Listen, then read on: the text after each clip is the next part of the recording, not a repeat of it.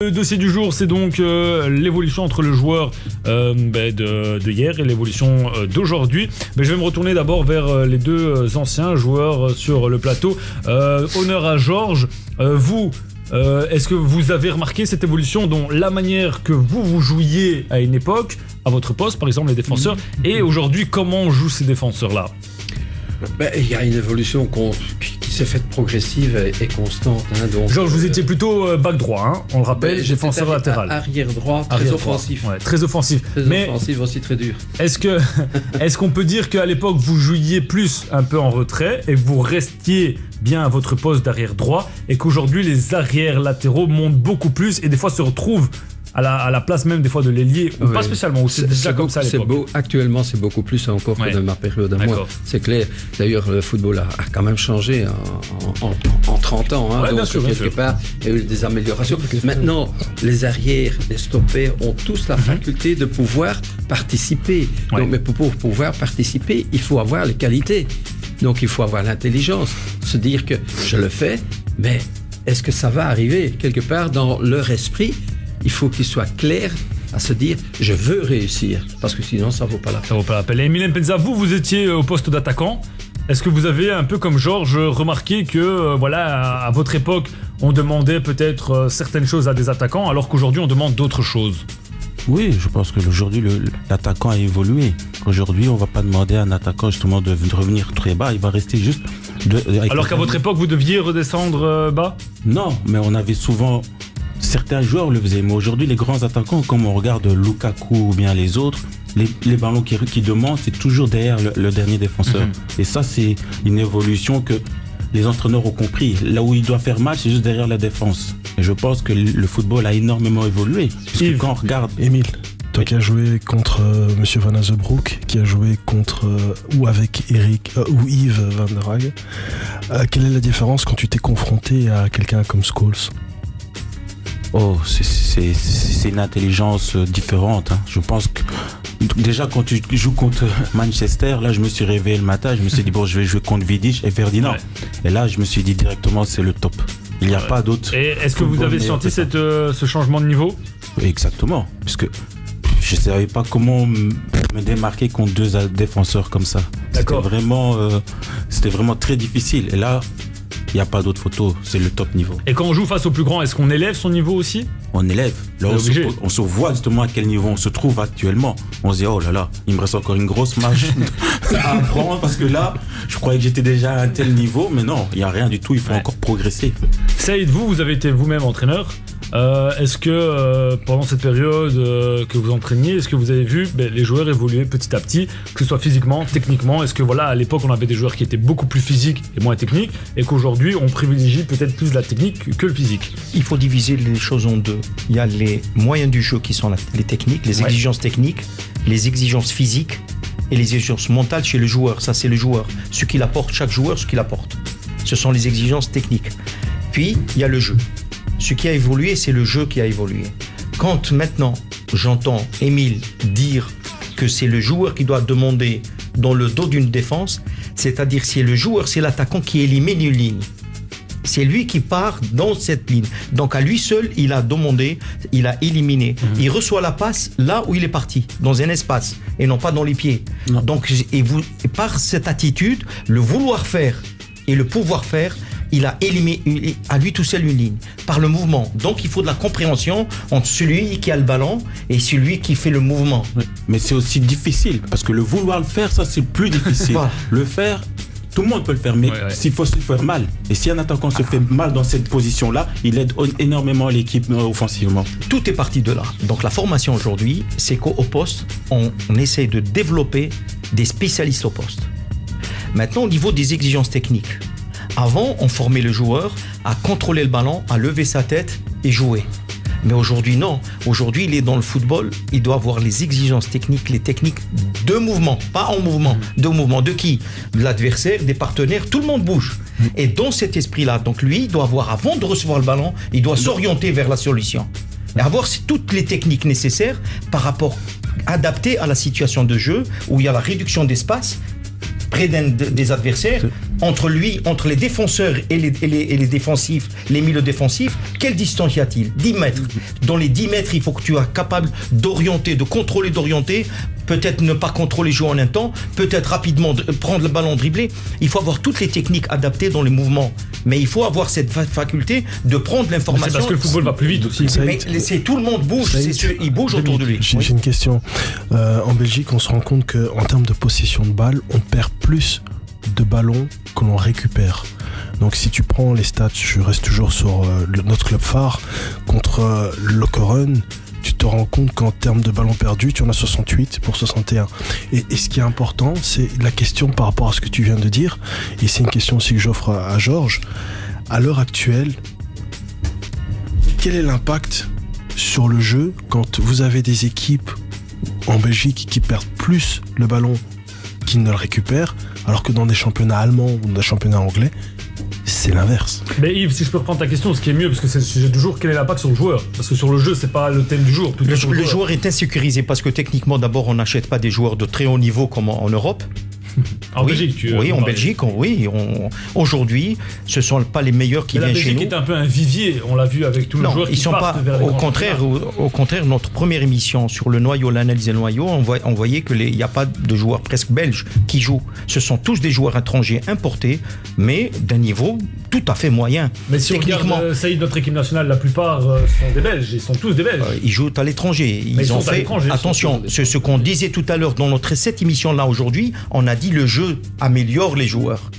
Et c'est pour ça que quand le Bayern, quand il termine, il a gagné 3-0, mais simplement pendant le match contre Anderlecht, ils ont tous frappé, ils ont tous couru, ils ont tous crocheté, ils ont tous fait des centres, ils ont tous dribblé. C'est là le nombre de dribbles. Donc ils se sont améliorés. La possession de balle. Ici, il te dit qu'on perd trop vite le ballon et on récupère pas. Il n'y a pas de la récupération, c'est pas un projet chez nous. C'est de l'agressivité. C'est attaquer le porteur du ballon. C'est l'arrêter, c'est le bloquer. Oui, alors il y a 45 fautes. Saïd, tu parles de 45 fautes. C'est 45 fautes. L'impact sur le joueur, on parle du joueur ici. Le joueur ne se progresse. D'abord, il progresse pas. D'abord, c'est un ballon c'est un joueur qui se débarrasse du ballon au lieu de construire. Et il n'y a pas des séquences de 7, 8, 9 passes pour donner le temps à du mouvement. Donc il y a des ruptures, c'est du ping-pong ici chez nous. C'est une bagarre de rue. Le match Courtrai-Anderlecht, c'était une bagarre de rue. Je crois que Roger Van de Sock est sorti abasourdi parce qu'il voyait ce n'est plus long. Souvent, quand tu es un joueur, tu n'as pas la confiance, tu veux te débarrasser du ballon. Et alors tu mets ton équipe en péril. Et un attaquant, quand il a des joueurs derrière. Ça veut dire quoi qu'en Belgique, aucun joueur a confiance en lui? Mais non, dans le moment, c'est les chiffres. Là, c'est difficile. Ce que tu dis est juste. Attends, contre Courtrai, en duel aérien, et c'est pour ça que De Donker a craqué, c'est 98 duels aériens contre Courtrai, Anderlecht. Alors que un match Barcelone contre Juventus, tiens-toi bien, c'est 16 duels aériens. 16. Ouais, mais c'est deux philosophies de jeu différentes. Non, j'anticipe ta question. J'anticipe ta question. À Chelsea a joué ce week-end. Non, Chelsea a joué contre Karabakh. Tu sais c'est combien de duels? 30. Oui, mais Yves, là tu parles de Karabakh, c'est une équipe qui joue en D3 amateurs. Oui, mais si on avait pris peut-être le match Anderlecht, tu es en train de te contredire parce qu'en D2 amateurs, ils font 30 duels aériens. Mais quand Anderlecht joue contre Courtrai, ils en font 98. Mais et il aurait peut-être fallu prendre les stades face à Arsenal. Ça aurait été plus intéressant que Karabakh. Donc quand on parle par exemple du Celtic de Glasgow, Georges est là, il a l'expérience. Saïd, on va marquer une petite pause publicitaire. Tu retiens ce que tu as à dire, Saïd, d'accord? On se retrouve tout de suite après sur le 106.8. N'oubliez pas la page Facebook Arabelle Sport. C'était Henri pour Flamme. Vous êtes bien sur le 106.8 FM. N'oubliez pas la page Facebook Arabelle Sport pour vous tenir informé parce qu'on a de très très très beaux cadeaux à vous faire gagner. Notamment un billet d'avion proposé par Tunis Air. Et alors, en fonction de la destination, Arabelle vous proposera tout simplement 2 tickets pour une rencontre dans cette ville.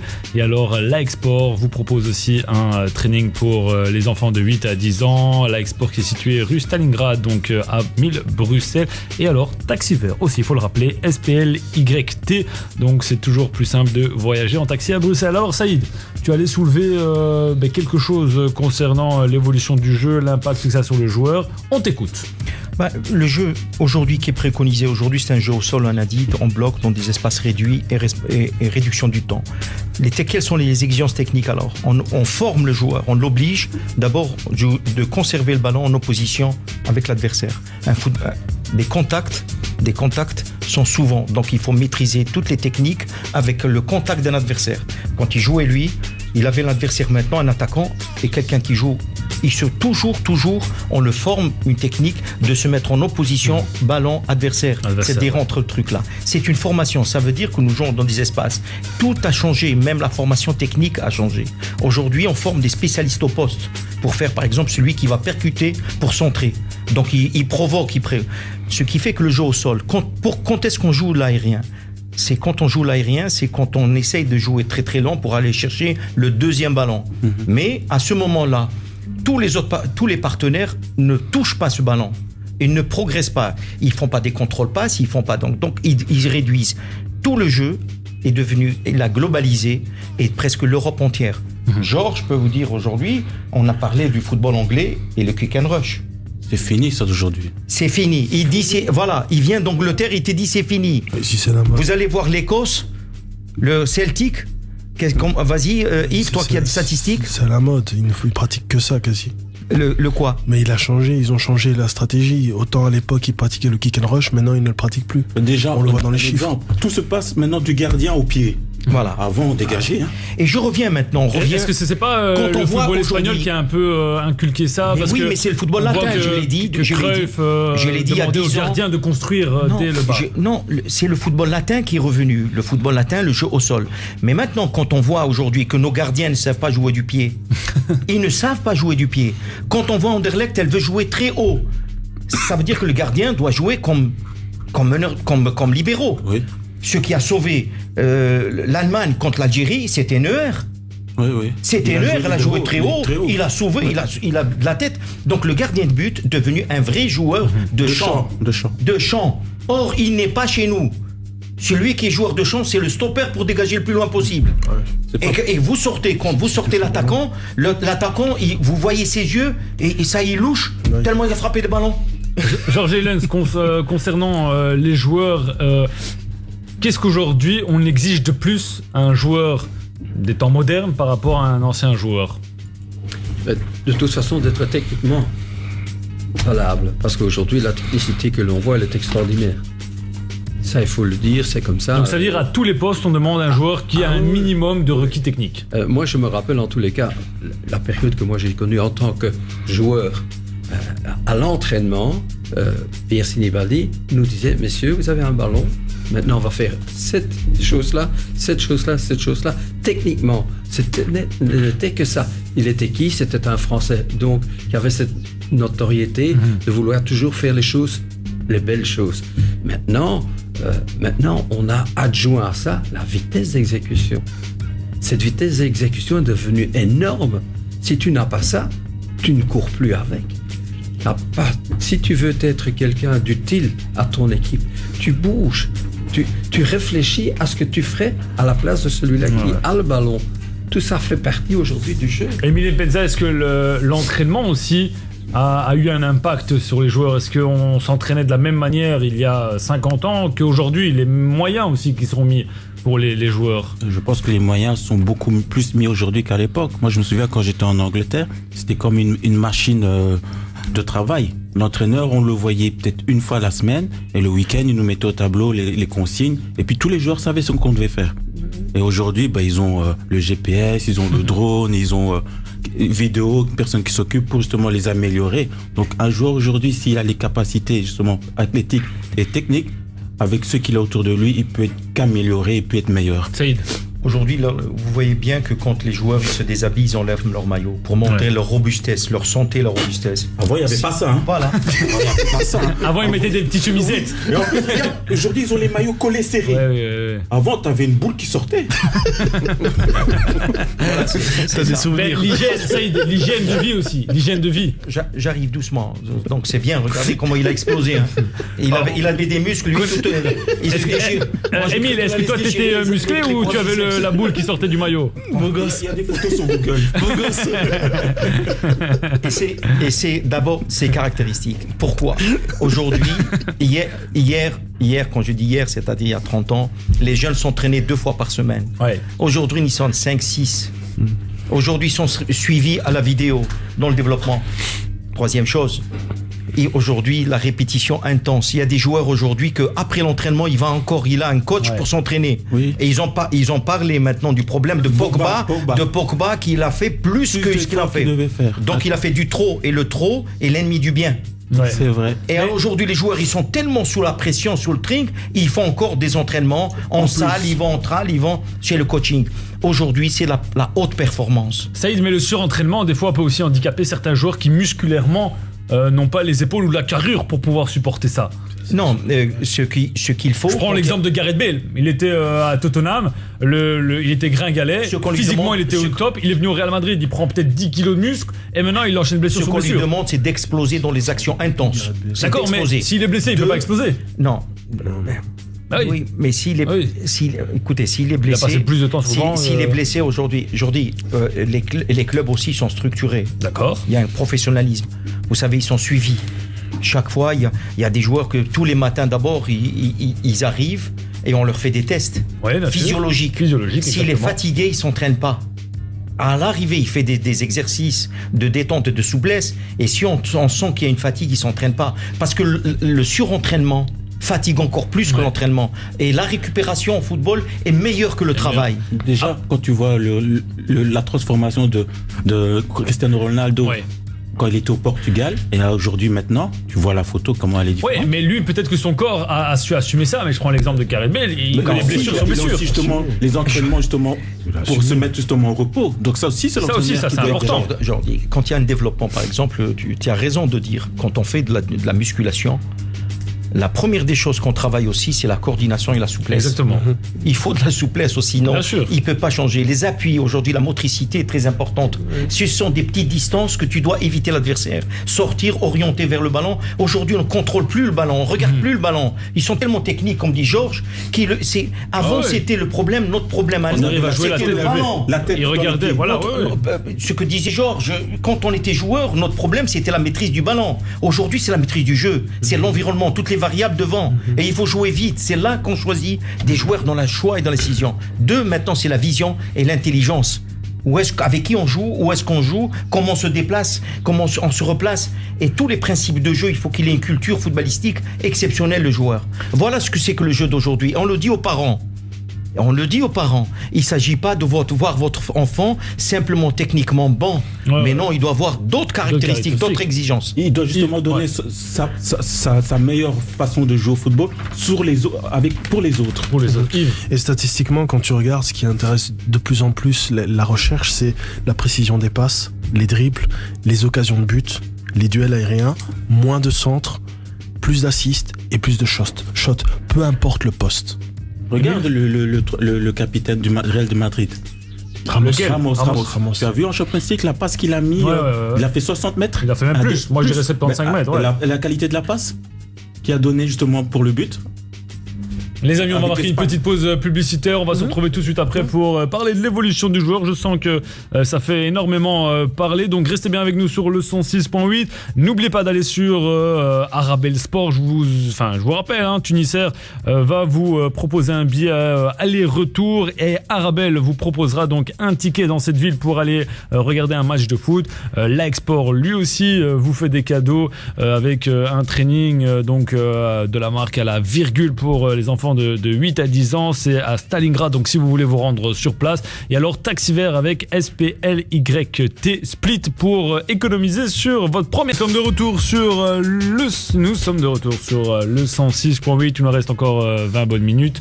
Tout simplement concernant notre dossier du jour. On est avec Saïd. Saïd, on était en train de discuter.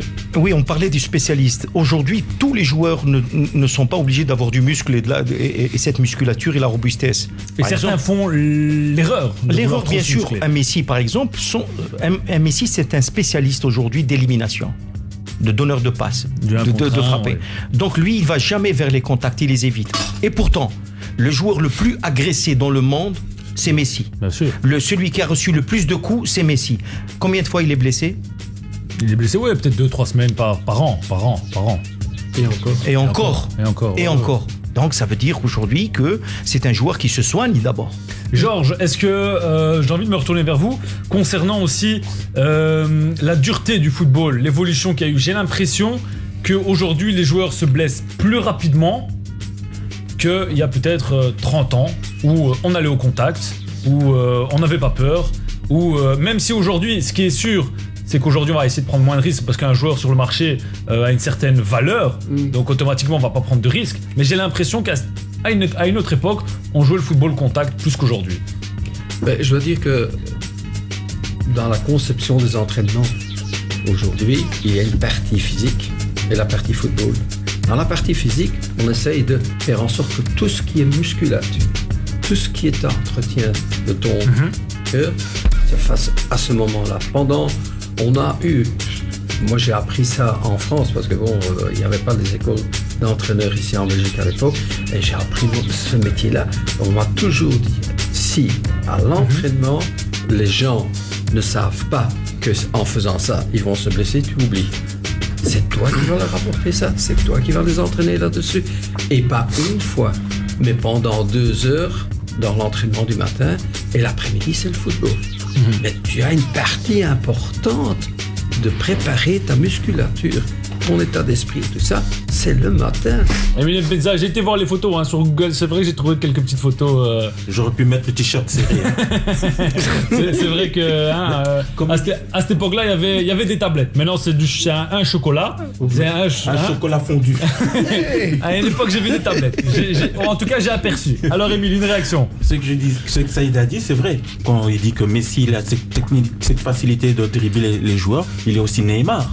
Ouais. Il a la même philosophie. Mais donc, on est d'accord de dire que ces joueurs-là, ça ne leur irait pas de prendre 5 à 10 kilos de muscles. Je pense que ça va gâcher leur football. Ils seront plus habitués à justement avoir ces kilos en trop de muscles, mais peut-être perdre aussi la vitesse et la vivacité. Yves. Mais à l'époque, ils étaient plus fins. Georges, tu as connu Eric Dimeco quand il taclait en sautant comme s'il était à l'Aqualibi. Oui. Quand tu vois ce type de contact-là par rapport à aujourd'hui, où finalement, dès que tu touches Mbappé, il te fait un plongeon et tu prends un carton rouge, pour ne pas citer le match. Voilà. Est-ce que les joueurs, leur valeur aussi sur le marché est plus importante? Donc ils se disent, on va en plus se jeter, on va peut-être plus faire attention, ou non? Je sais pas ce que vous en pensez, les amis. Non, dans le temps, on allait beaucoup au sol. On ne va plus au sol. On tacle plus comme avant. Parce que le temps de tomber, de se relever, il a marqué déjà 2 buts. Il a marqué le but, il est revenu la main. Donc aujourd'hui, tu ne peux pas. Deuxième chose, tu ne peux pas, si tu es au sol, tu es déjà en infériorité numérique, ton équipe est en infériorité numérique, c'est le déséquilibre déjà. Et on ne peut pas, on doit penser de ne pas aller au sol.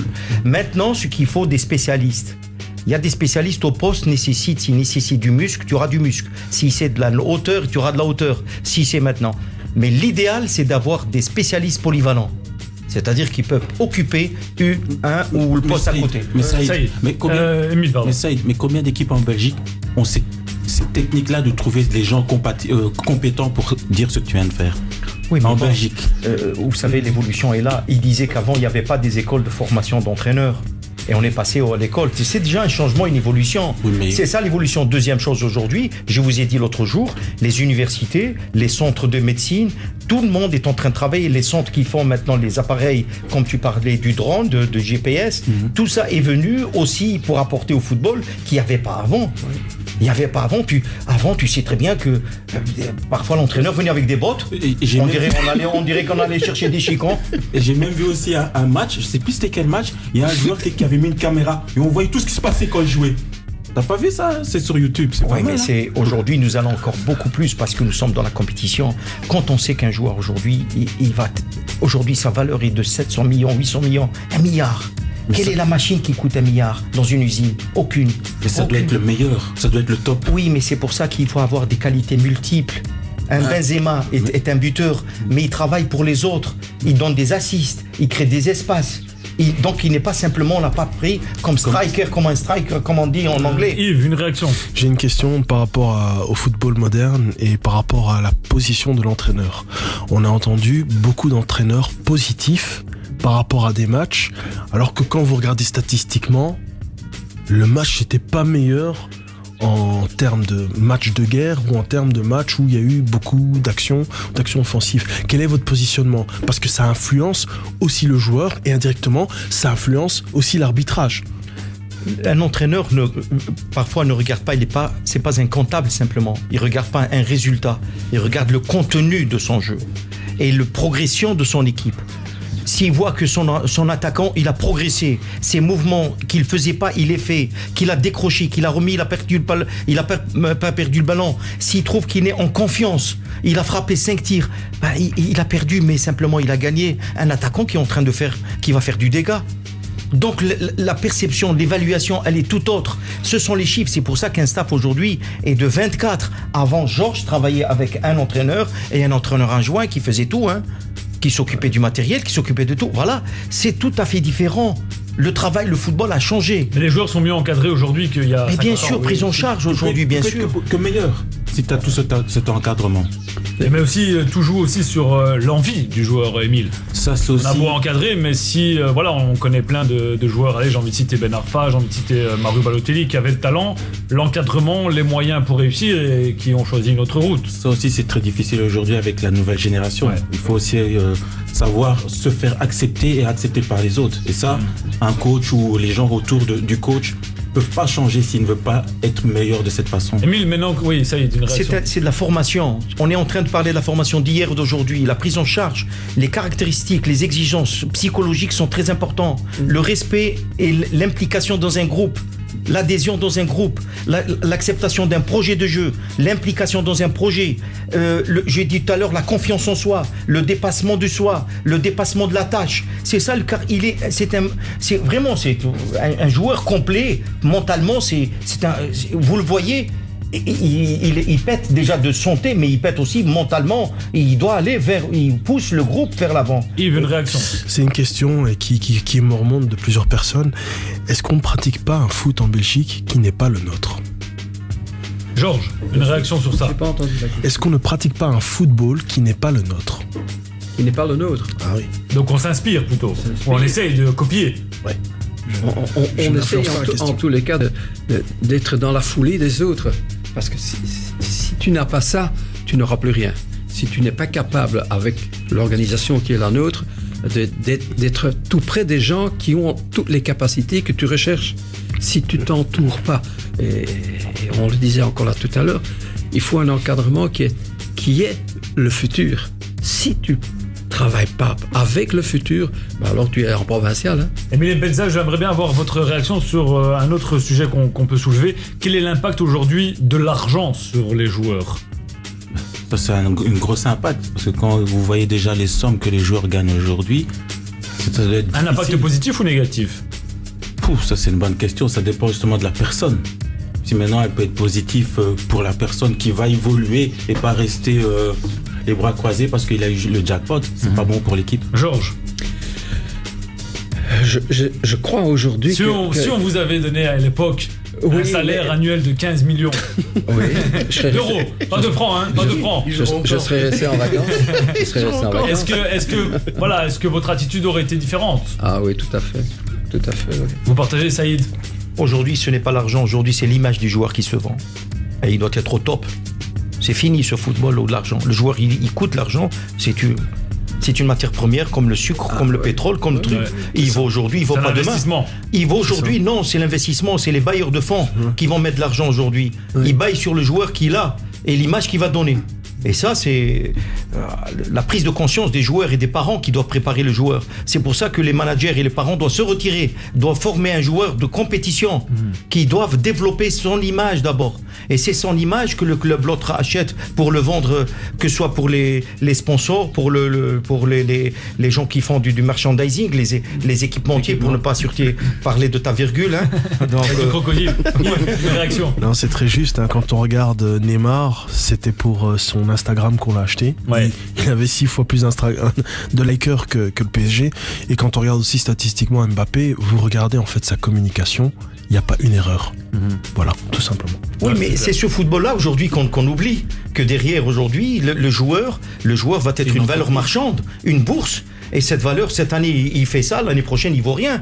Et c'est cette image-là qu'ils essayent de revendre, mais revendre à qui? Au monde. Émile, est-ce qu'à votre époque c'était important de se dire, on recrute, par exemple quand vous êtes parti à Schalke 04, on recrute Émile Lempenza parce qu'il va vendre des maillots, parce que peut-être sur les médias il fait plus parler que d'autres joueurs. Est-ce que c'était déjà important à cette époque-là ou pas spécialement? Non, moi de ce côté-là, je ne pensais même pas que j'allais être vendu de telle somme à Schalke. Non, j'ai vraiment pas fait attention. Mais je veux dire l'impact financier, enfin pas financier, mais en tout cas merchandising que vous pouviez avoir pour un club, est-ce que c'était important ou pas spécialement? Est-ce qu'on vous en parlait ou pas? On n'en avait pas parlé à ce moment-là. Donc on disait pas, Émile, il faut que tu vendes 100 000 maillots, 200 000 maillots. Moi c'était le terrain qui m'a apporté. Et puis après en dehors, j'ai jamais parlé de ces histoires-là. Ouais. Et après on a terminé 2e du championnat. Donc je pense que c'était. Et combien de buts marqués? 21. Ah, pas mal, hein, Saïd? Ben oui, il avait un chocolat fondu, donc... Non, là, il avait les tablettes. Il pouvait. Avec un deuxième chocolat, il aurait pu mettre 40. Là, on t'allume, hein. Il faut répondre. Je le respecte. Mais Georges, à cette époque-là aussi, c'était plutôt chocolat fondu que tablette. Il me dit, papa, il veut que je dise jouer dimanche. Allez, les amis, on va marquer une petite pause publicitaire. On va se retrouver pour le mot de la fin tout de suite sur Arabelle FM. Foot autrement, c'est tous les lundis de 18h à 20h. Je vous dis à tout de suite.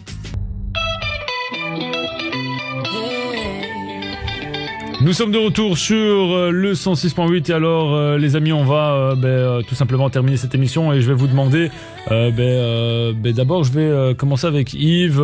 D'après toi quelle est l'évolution la plus marquante d'un joueur d'il y a 50 ans à aujourd'hui? C'est la partie psychologique. Psychologique. Ouais. Et tu veux dire quoi par psychologique?